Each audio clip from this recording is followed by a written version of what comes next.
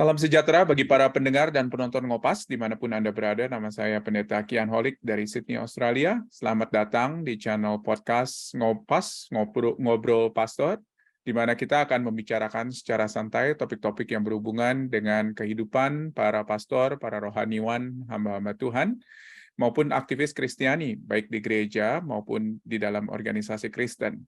Nah, sebelum kita melanjutkan, jangan lupa untuk subscribe channel ini dan nyalakan loncengnya di YouTube, supaya apabila ada video-video yang kami upload, Anda bisa langsung dapat mengetahuinya.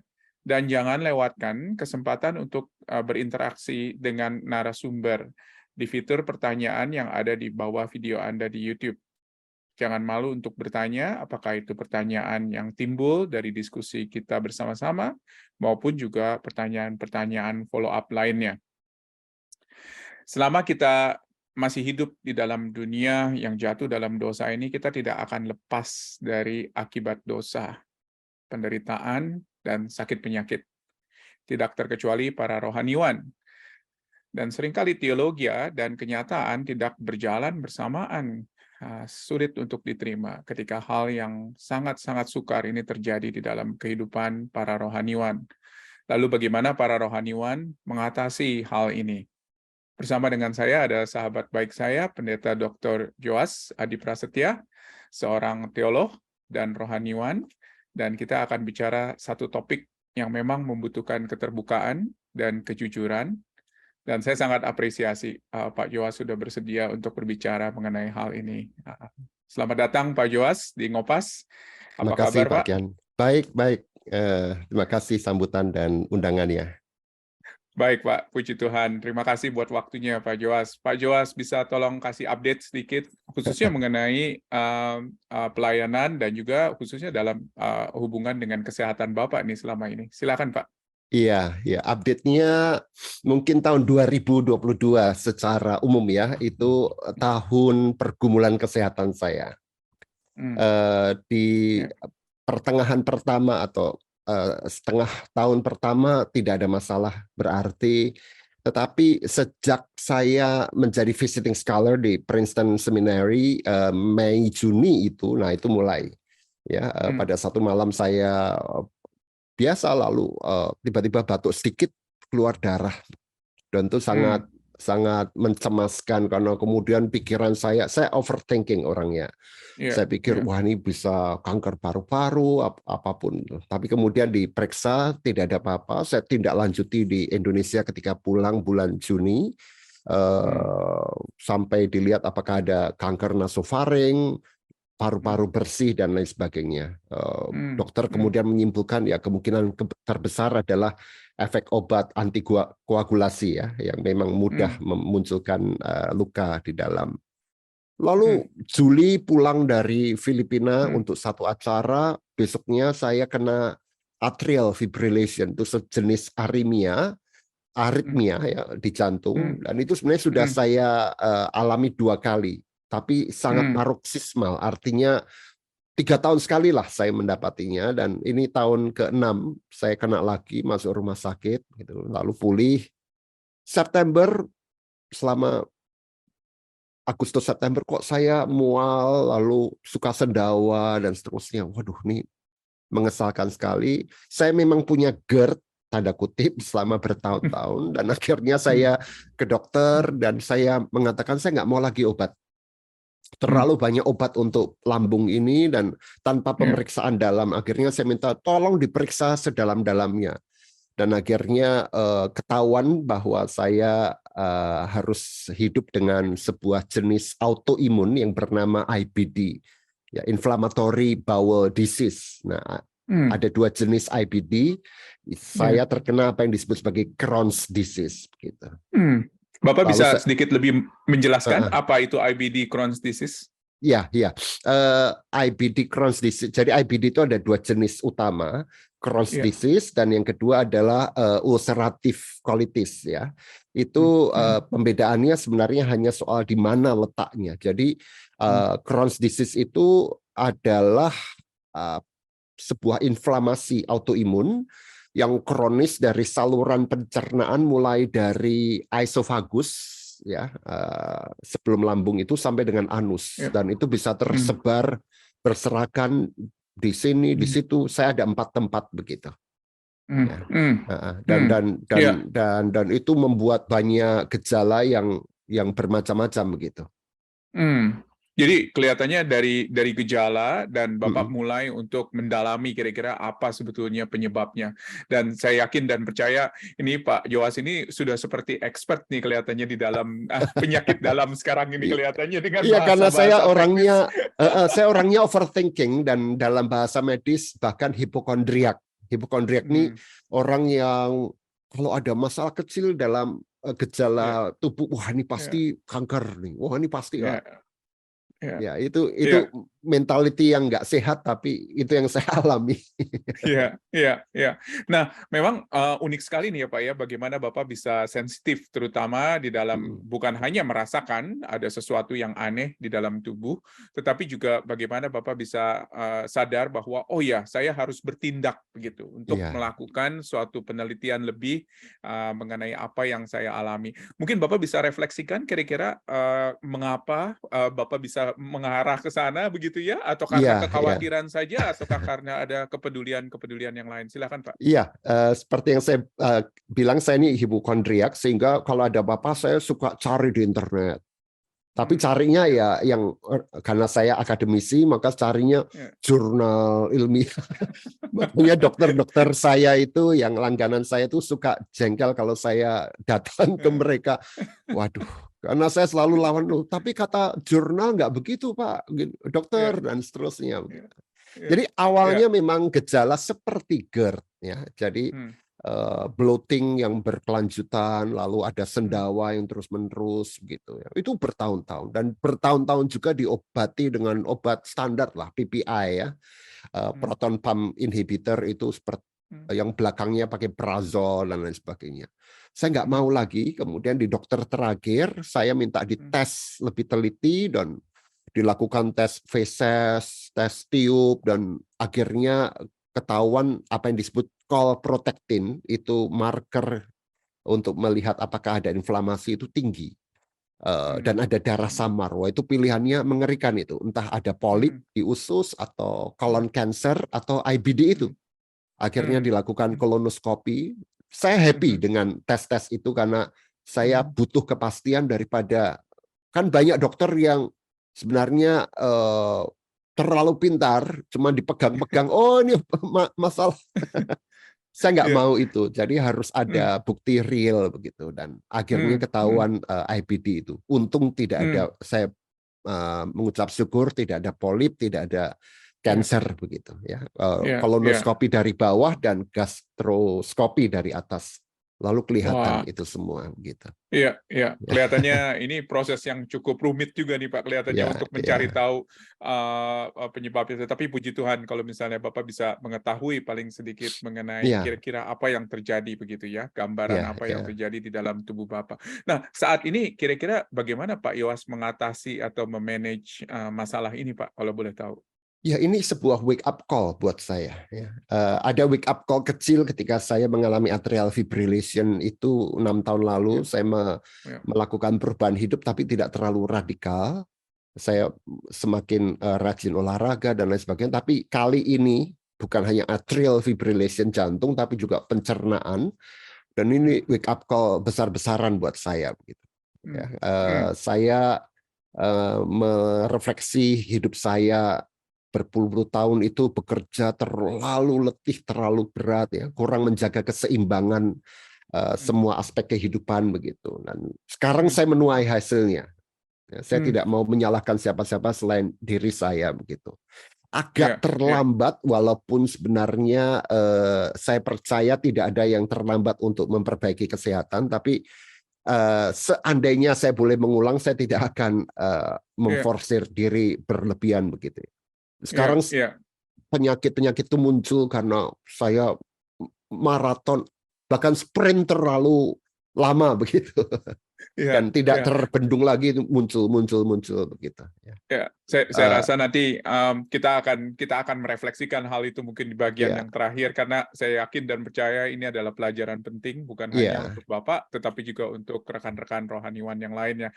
Nah Pak Yowas, tentunya selama mengalami hal ini, Bapak pernah duduk diam untuk merefleksikan, Pak, kira-kira, Pak?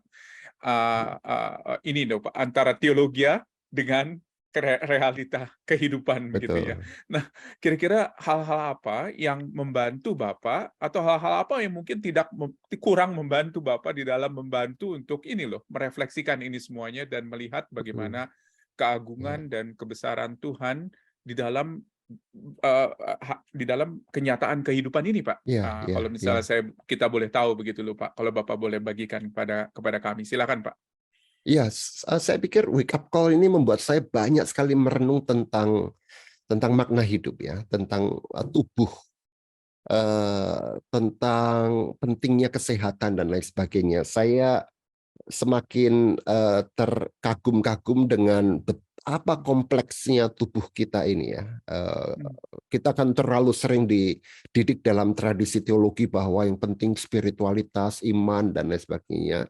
Tapi tanpa sadar kemudian melupakan betapa tubuh ini juga menjadi wahana dan lokus situs di mana iman itu dihidupi, sehingga hmm, dibutuhkan keseimbangan dan interkoneksi hmm, antara tubuh, iman, mental, perasaan dan lain sebagainya. hmm, Saya hmm, saya terkagum-kagum dengan betapa Tuhan ini menciptakan tubuh kita ini luar biasa sekali, dan saya sudah tidak bertanggung jawab dengan tubuh saya setepatnya karena saya ingin sangat bertanggung jawab dengan pelayanan saya, tugas saya akademi dan kemudian di gereja begitu ya, dan ternyata itu keliru, dan hmm, saya belajar hmm, banyak soal itu hmm, ya.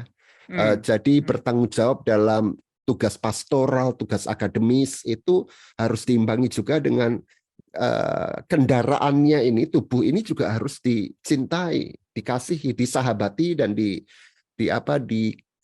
dirawat dengan baik gitu. hmm, Setelah ini hmm, saya kemudian menyadari, ternyata kaitannya luar biasa nih antara mental dengan jantung, dengan pencernaan. Itu TikTok tuh, tiga itu. Kalau saya lagi ya, mual, wah jantungnya berdebar kan, berdebar ya, bisa potensi atrial fibrillation-nya kumat gitu.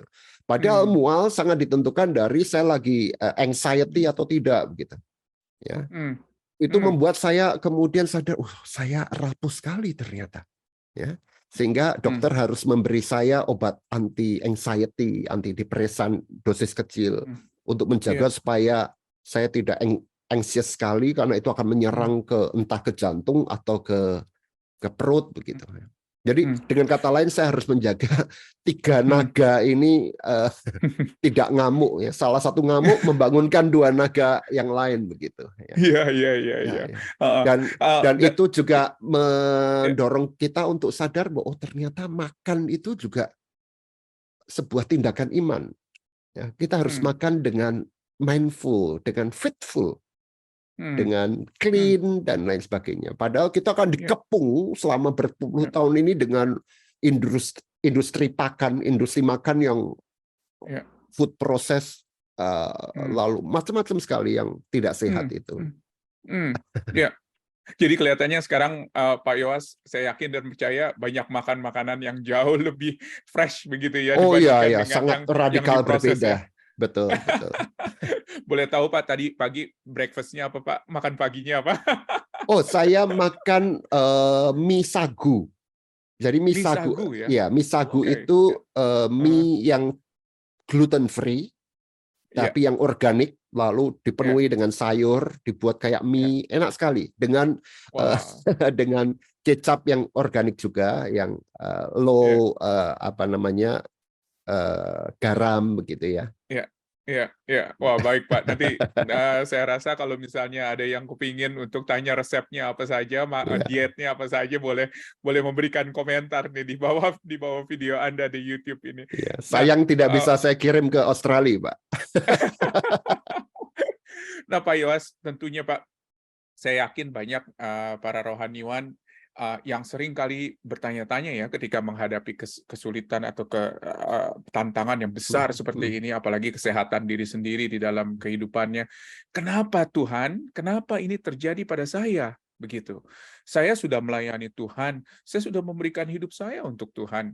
Saya sudah memberikan bahkan keluarga saya berkorban untuk Tuhan. Tetapi kok Tuhan kasih seperti ini? Apakah itu Bapak sempat bertanya-tanya seperti itu, Pak? Sempat sekali, dan kemudian why itu muncul sebagai pertanyaan iman tahap pertama, sampai akhirnya saya sadar bahwa itu pertanyaan yang keliru.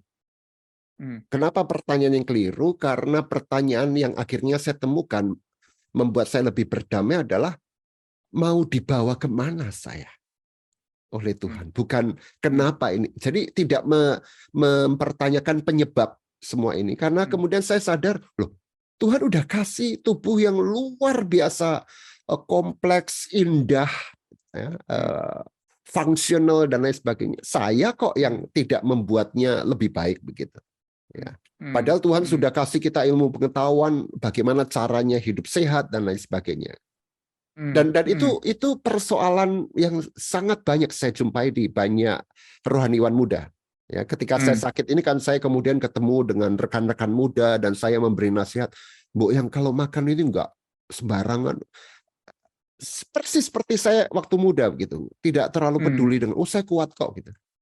Sampai akhirnya jebol, baru sadar bahwa ternyata it's been too late begitu. Ya. Jadi mungkin itu pertanyaan yang keliru. Kenapa Tuhan nggak biar? Loh, Tuhan sudah memberi kita semua informasi, semua alat-alat, semua makanan sehat dan juga tubuh yang begitu luar biasa ini untuk kita rawat begitu.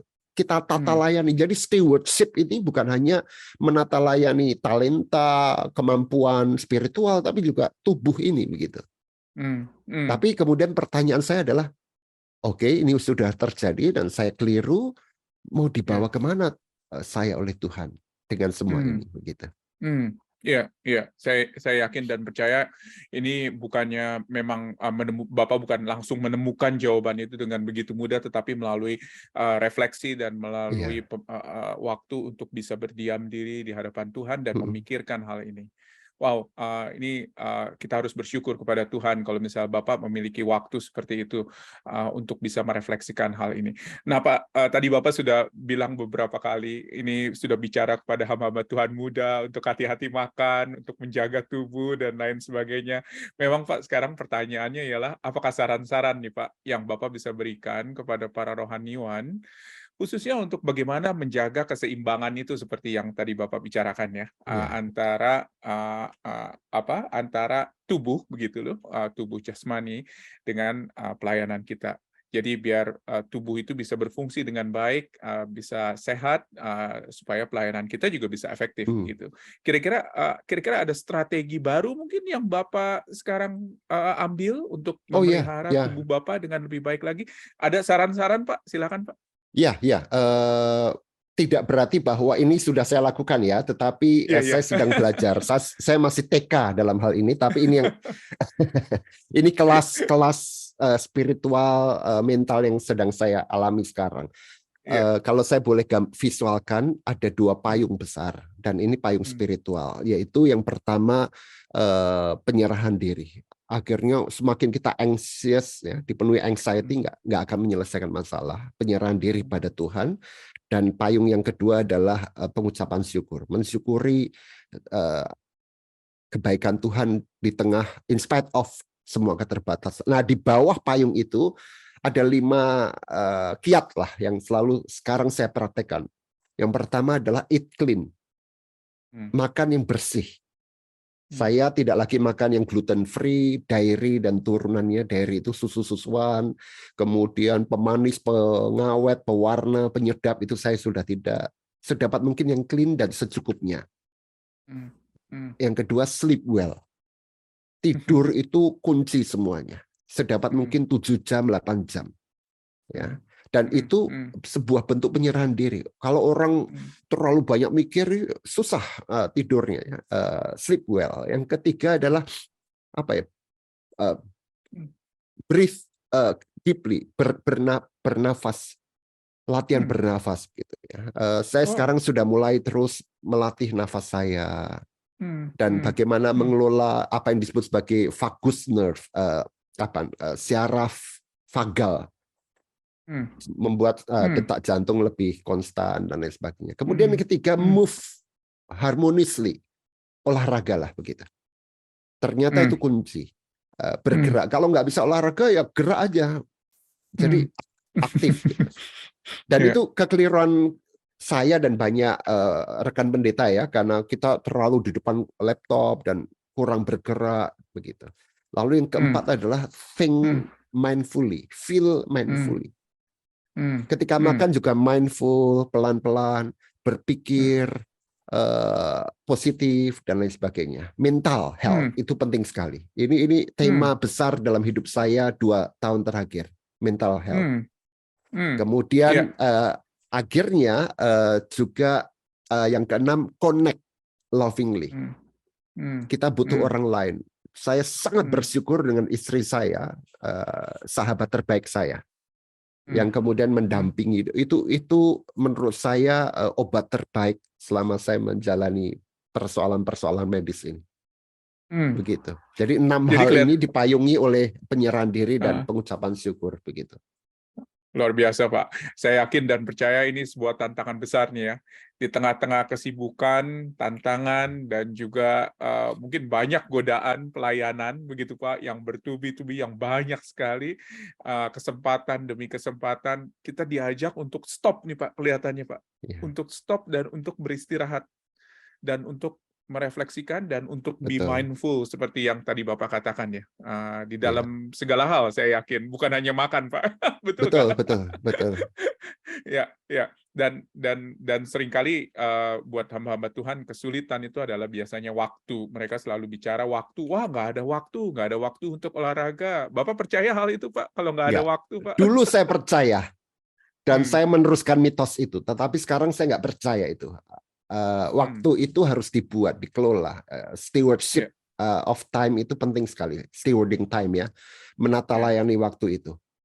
Persoalannya juga komunitas di mana kita melayani ini harus menjadi komunitas yang nourishing dan flourishing para pendetanya. Misalnya, ini penting saya sampaikan. Banyak loh komunitas gereja yang mempercepat kematian pendeta dengan kasih makan terus, ngirimin makanan yang nggak sehat begitu ya, atau kegiatan terlalu banyak, terlalu sibuk sehingga pendetanya kehabisan waktu gitu.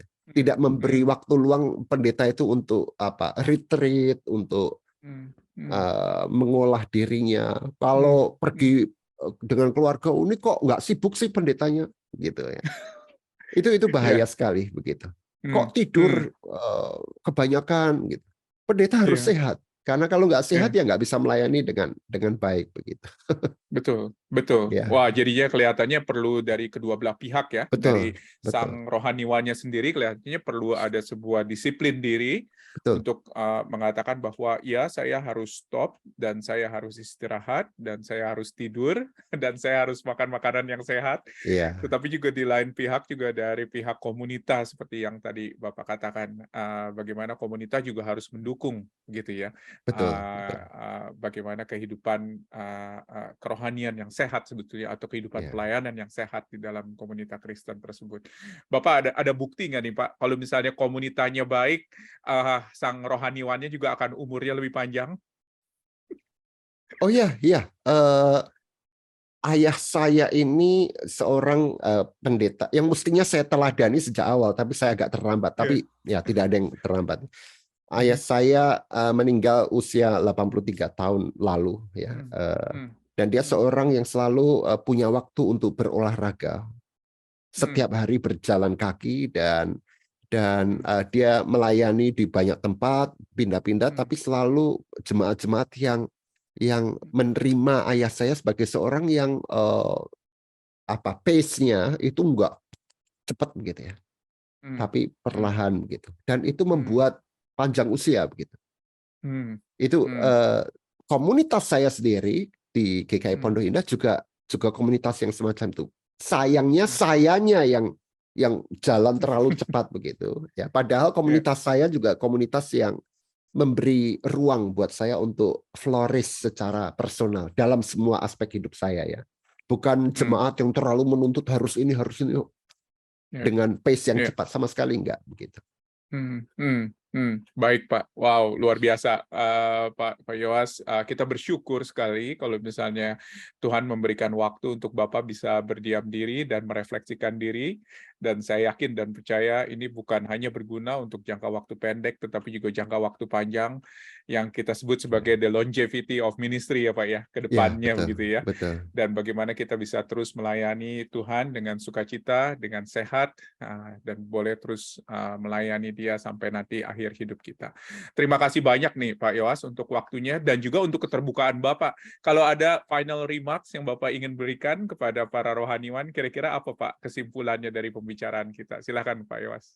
Iya, saya percaya sebagian besar pelayan Tuhan ingin sungguh bertanggung jawab dengan pelayanannya, ya, yang spiritual itu. Tetapi saya ingin mendesak kita semua untuk sadar bahwa tanggung jawab dalam pelayanan ini juga berarti tanggung jawab dengan tubuh kita, dengan mental health kita, dengan relasi kita dengan keluarga dan lain sebagainya. Maka perjuangkan bukan hanya pelayanan yang optimal, tetapi juga hidup sepanjang mungkin demi kemuliaan Tuhan. Saya selalu ingin aging bukan hanya gratefully, tapi juga gracefully, gitu.